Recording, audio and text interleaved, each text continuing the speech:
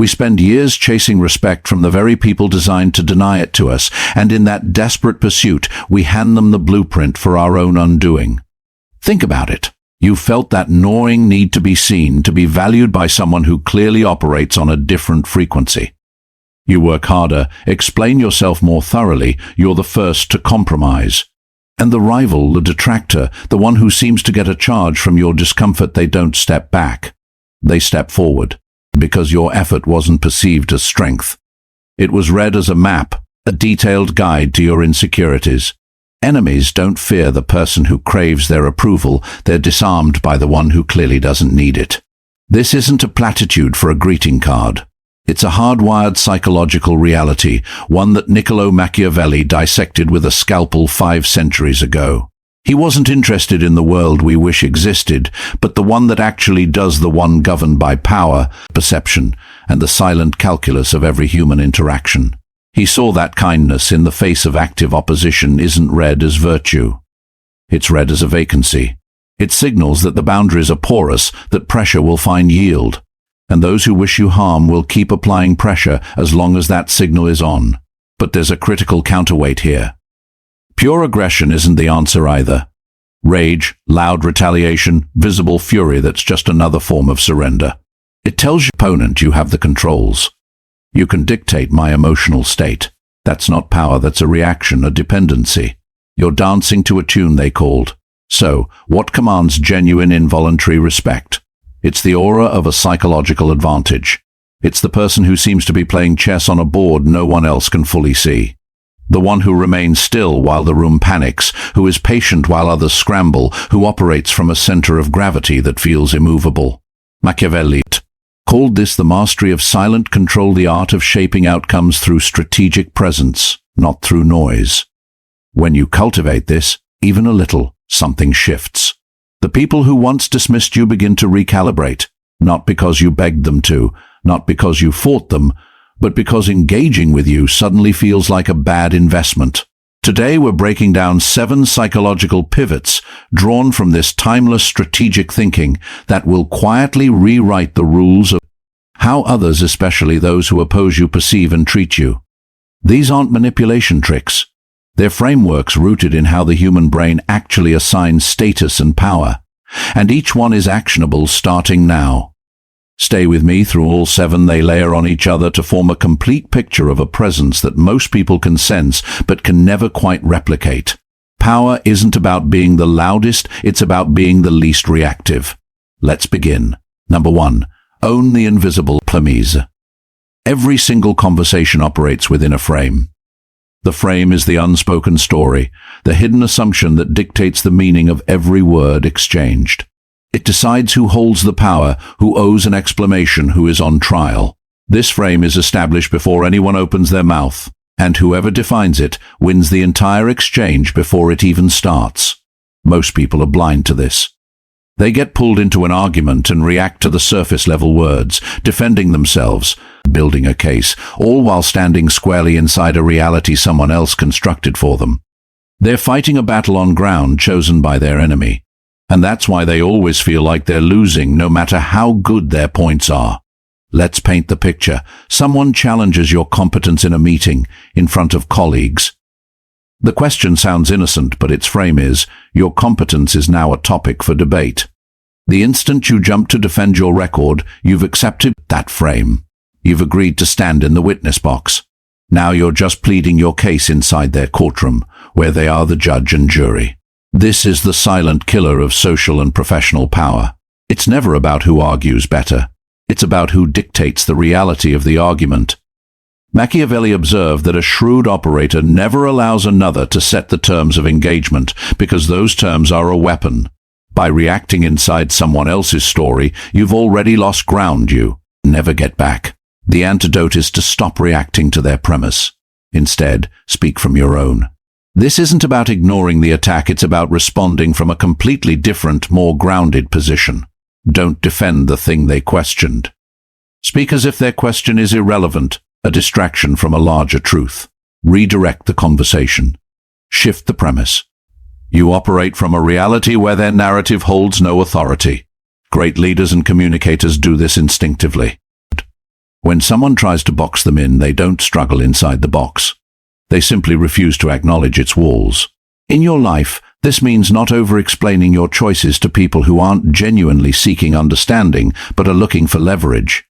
It means not shrinking when someone implies you need to justify your path. It means calmly redirecting a loaded question to a higher plane instead of taking the bait. Before you respond to any provocation, stop and ask, am I about to step to a story they wrote for me? If yes, refuse the premise. Speak from your own unshakable foundation. When people sense that their frames can't hold you, that you always seem to be playing on a different level, they start to recalibrate. The handles they were reaching for just aren't there. And that unnerving absence changes everything. Number 2, master strategic indifference. This is a concept that everyone nods along to, but almost no one can actually execute.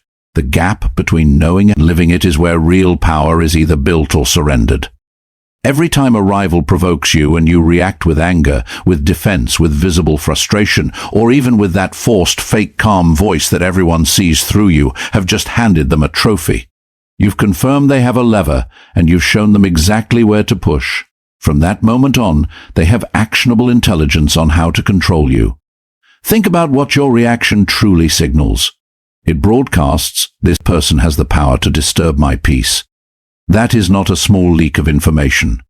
That is strategic capitulation dressed up as emotion.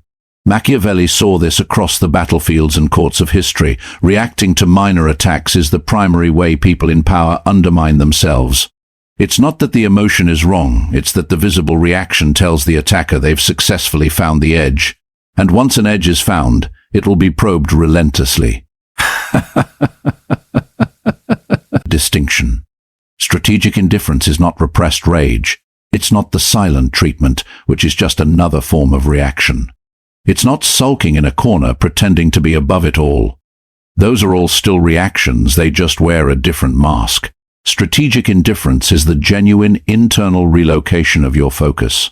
It's when a provocation simply doesn't register as important because your attention is legitimately absorbed by something that matters more. When you are truly indifferent, not performing it, but living it, the effect on the other person is profoundly destabilizing. They threw a stone and heard no echo. They pushed against a door that wasn't there. They expected friction and found only empty space. That non-response is a deafening statement. It says, "You are beneath my notice." And that message, delivered consistently through behavior, is psychologically atomic. There's a social layer here too. When you fight every battle, you elevate every opponent. Do you make them visible? You signal to everyone watching that they are significant enough to draw your fire. But when you are visibly, genuinely unbothered, when you continue on your path with quiet purpose, observers draw a different conclusion. They see someone with a destination, someone operating above the fray. That perception builds an authority that no amount of arguing ever could. The discipline is hard. In the moment, silence feels like defeat. Your instincts scream at you to hit back. Overriding that requires a deep understanding of what you're actually protecting, not your pride today, but your power for all the tomorrows that follow.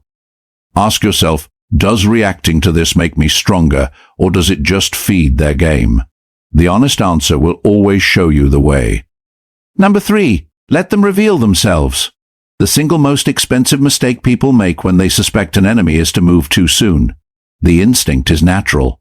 You feel the threat, the tension, the subtle hostility. Your body wants to act, to confront, to call it out before it grows. But waiting feels like cowardice. It feels like letting them get away with something. So people launch a preemptive strike. And in doing so, they commit a fatal strategic error. When you confront before you fully understand, 2 things happen. First, you show your cards. You reveal what you know, what bothers you, where your attention is. You let them see your hand before they've even finished playing theirs. And the moment they see it, they adapt. They go underground. They become more subtle. You've just taught them how to avoid your radar. Second, you sacrifice your information advantage. You knew something they didn't know you knew. That asymmetry was pure gold. By confronting, you trade that gold for a fleeting moment of emotional release, which changes nothing and often makes things worse. Machiavelli framed patience not as passivity, but as a form of active reconnaissance. He wrote of the wise leader, too, who refuses to act on incomplete information when a little patience will bring the complete picture into focus at no cost. Why does this work so reliably? Because people cannot maintain a calculated performance forever. When the pressure is off, when they think no one is watching, they revert to their natural patterns. The person working against you will eventually overextend. They'll say too much to the wrong person. They'll make a move that exposes their strategy. But they'll only do this if you give them the space. The discipline looks like this. Outwardly, you are calm, present, unreadable. You're not avoiding them, not giving off tense vibes. You're just neutral, a blank screen. Inwardly, you are a sponge. You're absorbing patterns. You're noting who they align with, what they say when they think it's safe, how they behave under different conditions. This is intelligence, and it compounds rapidly when you stop reacting and start observing. The result is an information asymmetry that grows in your favor every single day. You know their strategy and their weaknesses. They don't know that you know. And when the moment to act finally arrives, and it always does, you move with precision and certainty, not with guesswork and emotion. The quietest person in the room always understands the room best. Let them talk. Let them scheme. Let them feel confident that they are invisible. All they're doing is building the evidence. Your job is simply to wait for the file to be complete. Number 4, become a high-cost target. Adversaries don't pick targets at random. They are predators, and predators seek the path of least resistance. They scan for the easiest entry point, the person with the most visible pressure points, the most predictable reactions, the most accessible vulnerabilities. When they find these things, they exploit them. This isn't cynical, it's the ecology of conflict. Think of how it works in nature. A lion doesn't charge the strongest buffalo. It circles, waits. It looks for the one that's injured, isolated, or distracted. Efficiency is everything. Attacking something that fights back effectively is costly. Attacking something that doesn't know its own strength is easy. The people who want to undermine you operate on the same logic. They look for what's easy. And if you want to become an unappealing target, you have to understand what makes you readable and then deliberately change it.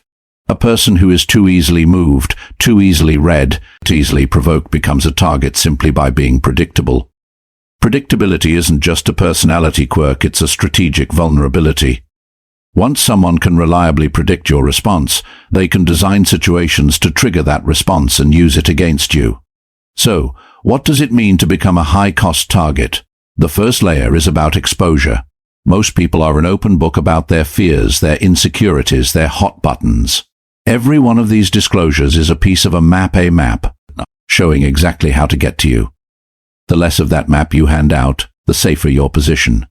This isn't about becoming cold or secretive. It's about being intentional. Skilled negotiators never reveal their bottom line.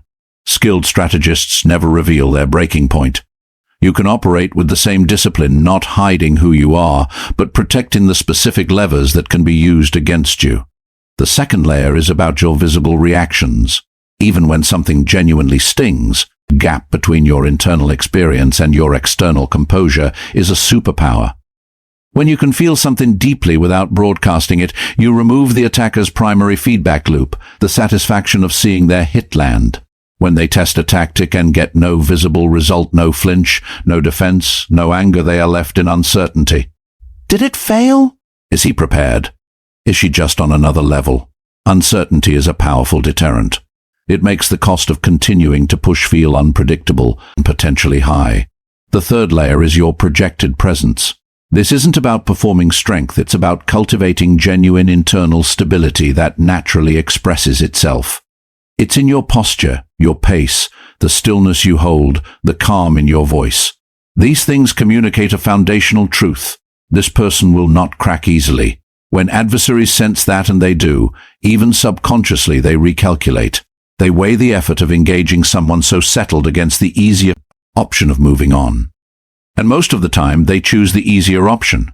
Not out of respect yet, but because you're no longer worth the trouble. And that is the beginning of safety. From that safety grows a confidence that eventually becomes the foundation of genuine involuntary respect. Number 5, play the long game of positioning. Most people live their entire lives in a state of permanent reaction. Something happens. They respond. Someone acts, they counter. A crisis emerges, they manage. They are always one step behind, always responding to a move someone else made. And because they are always reacting, they are always fighting the same battles because they never actually change the board. Machiavelli addressed this with a famous metaphor. He compared the forces of circumstance to a flooding river. When the river rises, the person who built no levees is swept away. But the person who invested in channels and walls in advance, they direct the water. They aren't more powerful than the flood, but they are prepared. And preparation is a form of power that reactive people can never access because they're too busy bailing out the basement to build a dam upstream. That preparation is what we mean by positioning. Reaction asks, how do I survive this moment? Positioning asks, where do I want to be in a year, and what do I need to build today to ensure I'm standing there, regardless of how this skirmish turns out? This second question changes everything. When you start asking it consistently, your entire operational landscape shifts. Here's what it looks like in practice. Someone is actively trying to undermine you, damage your credibility, block your progress. The reactive response is direct engagement. Counter their moves, expose their tactics, match their energy. This can feel good in the moment. It might even produce a small win, but it doesn't change your position. It keeps you locked in a back and forth, spending your energy on the conflict instead of on building something that makes the conflict irrelevant. The positioning response is fundamentally different. Instead of investing energy in fighting them, you invest it in building a foundation that makes you genuinely stronger, independent of their actions. You develop real skills that increase your intrinsic value. You cultivate authentic relationships based on genuine trust, not political maneuvering. You align yourself with long-term goals and directions. You build a body of work so solid that it speaks for itself. Over time, this strategy produces something that fighting never can, a position so strong that your adversary's actions have diminishing returns. Their attacks land on ground that has grown too firm to shake. At that point, the conflict is essentially over. Not because you won a battle, but because you outgrew the battlefield. Reactive players win moments. Positioning players win campaigns. The next time you feel the urge to fire back, pause and ask the harder question. Does this move me toward where I want to be, or does it just keep me stuck here? If it keeps you stuck, find the positioning move. Find what you can build right now instead of what you can defend right now. In the long game, builders always outlast fighters. And when people sense you're operating on that level, they stop seeing you as someone they can destabilize and start seeing you as someone whose trajectory they simply cannot intercept. Number 6, let your reputation precede you. Before you ever walk into a room, a version of you is already there. It arrived the moment your name was mentioned. The reception you get, the assumptions people make, the way they approach you, all of that is a response to that ghost, that pre-existing idea of who you are. It's based on what they've heard, what they've observed from a distance, the conclusions others have drawn. Machiavelli understood reputation as one of the most potent, yet most mishandled, sources of power. Not the reputation you claim for yourself. That, he noted, almost always backfires. People who talk about their own strength reek of insecurity. Those who promote their own image make the effort visible, and visible effort kills the impression of natural authority. Real reputation isn't claimed. It is observed, and then it is spread by others. It is built through the consistency of your behavior in the moments you think no one is looking, and then it travels through the people who are looking to people who have never even met you. When you consistently do what you say you will do, that gets noted and repeated. When you stay composed when others crumble, someone who sees it tells someone who wasn't there. When you treat people with fairness, even when you have the upper hand, that becomes part of the story that follows your name. When you hold to your standards under pressure, witnesses carry that observation forward. These observations stack. They form a composite picture, a living portrait of who you are. That portrait is your reputation. Now, here's where this becomes a strategic shield against enemies. When someone is considering a move against you, they do a risk assessment. They ask around. They watch how others interact with you. They gauge the social landscape. If they find that you are seen as grounded, reliable, and respected by the people around you, that you have real relationships built on real trust, the cost of attacking you just skyrocketed. Because now, they aren't just coming after you. They're coming after the network of perception that surrounds you. And that's a much more daunting target. Conversely, if your reputation is thin, if people can't speak to your character under pressure, if there are inconsistencies between your words and deeds, that soft ground invites aggression. The cost of challenging you seems low. A well-built reputation functions like armor you never have to put on. It's always there, shaping every new interaction before it begins. The enemies who sense its strength will often reconsider whether engaging you is worth the price. The only way to build this is through genuine, consistent integrity. Not performed integrity, but the kind that comes from actually being the person you aim to be, day after day, in small moments and large. Build it quietly. Build it through action. And let it do the work that self-promotion never could. Number 7. Own the psychological atmosphere. There is an invisible current running through every interaction you've ever had. It shapes how people feel, think, and behave without anyone ever naming it. It's the psychological atmosphere, the emotional temperature of a room, the unspoken frequency that determines how everything inside is processed. You've felt this. You walk into a space and sense the tension before a single word is spoken. Or you enter a conversation and immediately feel more centered, more clear, simply because the other person radiates a grounded stability that pulls to your own state toward calm. This is not accidental. These tones are set by the people in the space who possess the most internal clarity. Machiavelli's principle of psychological control was perhaps his most profound. He believed that true leadership, the kind that generates lasting influence, wasn't expressed through commands or force. It was expressed through the ability to shape the environment itself. Because whoever controls the atmosphere controls how every event within that atmosphere is interpreted and responded to. That is total strategic leverage, without a single overt act of control. Some people carry chaos. They introduce a subtle, ambient tension wherever they go. They amplify uncertainty. They create a feeling that something is unresolved.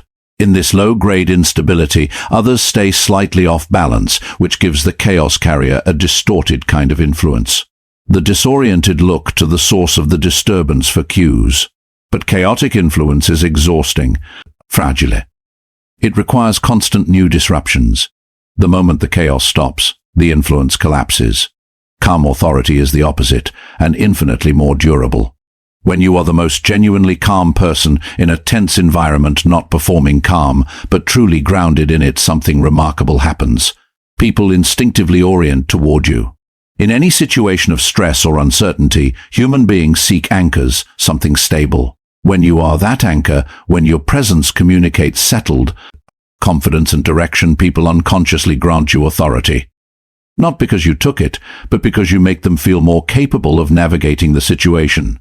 This dynamic is a direct counter to anyone trying to destabilize you. The tactics of provocation are designed for one outcome, to get you emotionally activated. They are built for people who can be shaken. When you genuinely cannot be shaken, when your psychological atmosphere is stable and you carry it with you, those tactics find nothing to grip. They slide off. They fail. This is one of the most profound forms of influence because it requires no action at all. It simply requires being the most internally settled person in the room. How do you get there? It starts with your inner foundation. You cannot project genuine calm from a place of genuine chaos. The practices that build your internal stability, the habits that help you regulate your emotions, clarify your thinking, reconnect with your purpose are not personal luxuries. They are strategic investments. The stability they build inside you is what radiates outward. From there, it's about physical presence. Your pace, your breathing, the steadiness of your gaze, the deliberateness of your speech. These signals travel faster than words. They register in the nervous systems of everyone around you before any conscious thought. When those signals consistently say, "I am here. I am grounded. I know what I'm doing," the room responds. The atmosphere shifts. Don't need to be the loudest or most assertive. You just need to be the most settled, because in any group, the most settled person sets the tone for everyone else. They control the atmosphere, and through it, everything that happens inside it. Your enemies sense this before they understand it. They feel their tactics misfire. They feel that engaging you is different. And that confusion, that recalibration, is the very first seed of involuntary respect. 7 shifts, 7 principles, and they all converge on a single fundamental truth. True authority is felt, not announced. Control the frame. Don't fight in a story someone else wrote for you. Write your own. Master strategic indifference. Understand that the most unbothered person in the room holds the real power. Let them reveal themselves. Patience is intelligence gathering. Become a high-cost target. Protect your vulnerabilities and project a presence that signals you are not easy ground. Shift from reaction to positioning. Stop fighting the moment and start building for the future. Let your reputation travel ahead. Your greatest protection is the consistent truth of your character, observed and reported by others. And finally, own the psychological atmosphere. Because the person who sets the emotional tone shapes everything that follows without ever raising their voice. Now, the most important takeaway. Genuine respect almost never comes from confrontation. That one sentence holds more practical wisdom than most people gather in a lifetime of struggling with why their relationships and status never solidify.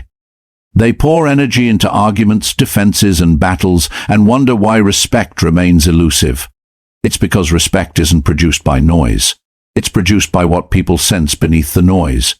When people sense strategic depth, when they feel you're thinking 3 moves ahead while they're stuck in the present, that you have a foundation they can't access or shake, that you're playing a longer, deeper game, something in their behavior toward you fundamentally shifts. Machiavelli's deepest insight wasn't about tactics at all. It was this: the person who truly understands how power works rarely needs to prove it. The proof is in every interaction, every moment of composure in chaos, every move that makes the opposition realize they're playing against someone operating on a different level. The most respected person in any conflict is almost always the one who appears to be playing a deeper game. Not louder, deeper. Start with one of these principles. The one that speaks most directly to what you're facing right now. Apply it with intention. Watch how the world around you begins to recalibrate. And when you're ready, come back and go deeper into the next, because this isn't a one-time fix. It's a way of moving through the world. And those who commit to it fully, who weave these principles into their very being, stop needing to ask for respect. They command it, silently, effortlessly, and completely. If this video provided value, please like it and subscribe to Winds of Thought for more deep dives into the psychology of power and presence.